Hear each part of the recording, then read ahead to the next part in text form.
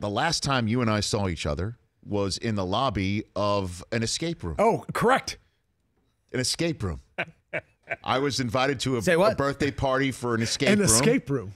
And we show up. It's like me and Suze and 5 other couples. And who's there but Nick Swisher and your lovely wife, Joanna Garcia. Yeah, and the cast at the time. But you were separate. We thought we were going in this. I thought, oh my God, I'm going into an escape room with Nick Swisher.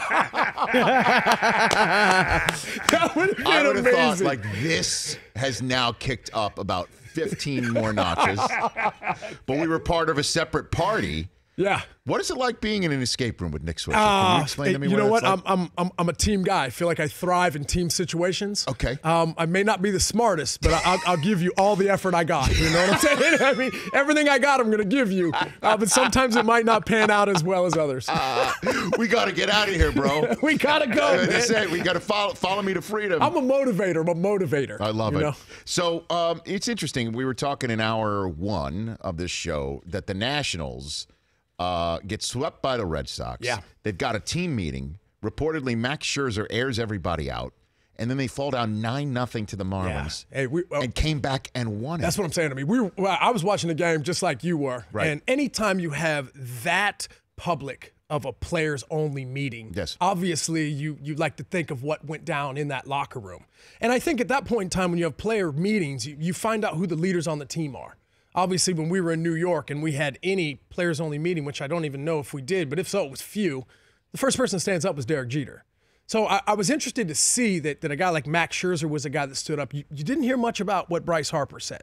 You didn't hear about how he stood up and said things. And I think there's a lot of things swirling around him. I feel like there's a lot of – he was taking ground balls at first base the other day. Mm-hmm. That makes no sense to me. I feel like there's just a lot of things going on in Washington. And obviously, the one thing that really stands out for me is my man Dave Martinez has been stressed. And to get that win last night the way they did, Trey Turner having an all-star year, man, we got to get him to that game. He's one of our premier players. But to see that sort of comeback, it was so great to see because after the game, Dave Martinez was looking at the media like, yeah, I told you. You know, I told you our guys were going to step up. We're not going to stop fighting. We have a good team. But down 9-0. To the Marlins, of all teams. I know, exactly.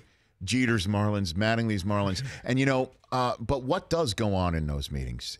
And why does something get out? If it's players only, how does something get out? Yeah, that's what I'm saying. I mean, it's supposed to stay in there. Right. So does somebody like Scherzer get pissed that it got out? Or maybe he's the one who's like whispering? Well, I think he's probably excited because it sounds like it's his team.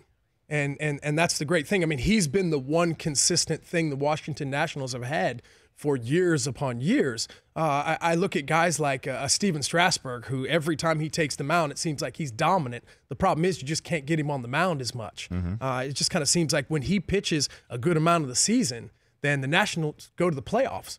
But maybe this year's not the Nationals' year. Maybe this is the year that it all kind of starts to crumble down. I mean, Zimmerman's been hurt. They've had a lot of guys banged up. The back end of the bullpen is pretty good. But what about giving love to the Braves? What about what they've done? What about the love that Gabe Kapler and the Phillies are doing? I just think the NL East is a better division because of those two teams, and I think it's going to be a struggle for the Nationals to get to the postseason. Well, when you got Nick Swisher, somebody like Harper struggling, he's hitting, you know, he's 210, right? He's hitting less than his weight right now. Yeah. Do you think his impending free agency is weighing on him? What do you think is going on there? You know what? I mean, I've only been through free agency one time, and obviously not at the level of Bryce Harper, but it's a stressful time because you want to be a team guy, you want to win, but you're also thinking about your future and where you're going to be. And at the time, you know, I mean, I was married. I was trying to figure out, you know, where, you know, Joe and I were going to go, things like that. I mean, obviously Bryce is in that same situation. I don't like the things that come out when Scott Boras is telling the world why Bryce Harper is bad because of shifts. Well, everyone deals with shifts. So I think when your agent starts coming out to try and defend you, that's when things start getting a little haywire for me. He said, Scott Boras said that the shift is what's the word that he used? Can you look it up, Chris? I want to make sure that we get the exact word of what Boris said to the shift. He basically said it's biased against lefties. Yeah, there's no doubt that it definitely for left-handed 100%. hitters but for right-handed hitters it's not nearly as restrictive. Yeah, so I mean, you agree with that? I totally agree with that. That statement is 100% true. Jason Giambi, who is one of my favorite human beings on the planet, said that was one of the reasons why his career started to end was because of that shift. I mean, you lose a lot of batting average points because of that. Now, the other thing is Bryce Harper's pulling the ball at a 20% more clip than he ever has in his career. So I think for right now, with where he's at average-wise, I think he's really just focusing about power. I mean, it just looks like he's taking some hammer rips, dude, every time he gets up there to the plate because they're struggling. He's trying to get things going. Right. I mean, they've moved him all up and down the lineup.